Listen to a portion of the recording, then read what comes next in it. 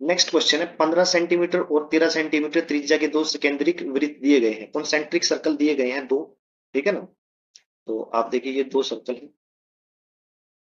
Right, जिसका centre same है। बड़े वृत्त की उस जीवा की लंबाई ज्ञात कीजिए जो छोटे को स्पर्श करती है। ये स्पर्श बिंदु है, ठीक है। सेंटर को मैंने मान लिया ए, और स्पर्श बिंदु यानी टच कर रही है उसको मैंने बी मान लिया, और ये जो पॉइंट है ये सी है। ठीक है, तो मैं एक परपेंडिकुलर ड्रॉ कर रहा हूँ और ए सी को मिला रहा हूँ। ठीक है ना।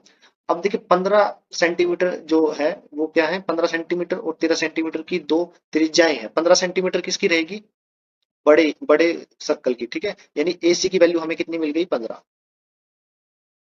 ठीक है ना। और जो छोटे सर्कल की जो रेडियस है वो कितनी है, 13, यानी ए बी की लेंथ हमें मिल गई 13। राइट। हमें हमें क्या निकालना है, हमें निकालना है सी डी की लेंथ। सी डी की लेंथ किसके इक्वल है, ट्वाइस ऑफ सी बी। तो हमें सी बी निकालना है। तो in triangle A B C हम पाइथागोरस थ्योरम यूज करेंगे, तो सी बी किसके इक्वल आएगा, सी बी इक्वल आएगा ए सी का स्क्वायर, ए सी का स्क्वायर माइनस ए बी का स्क्वायर। ठीक है, ए सी का स्क्वायर माइनस ए बी का स्क्वायर, यानी ये ए स्क्वायर माइनस बी स्क्वायर का फॉर्मूला बन गया ये वाला।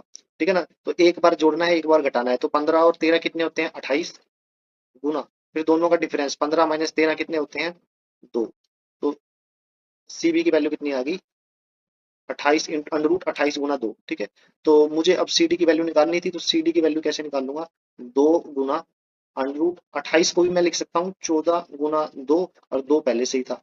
तो ये 2 दूनी 4, 4 का अंडर रूट कितना होता है, 2, तो ये 2 बाहर आएगा, तो बाहर के 2 से गुना होके कितना हो जाएगा, 4। अंदर क्या बचा, अंडर रूट 14। यानी सी डी की लेंथ पूछी थी वो कितनी आ गई, अंडर रूट 14। ये हमारा आंसर है।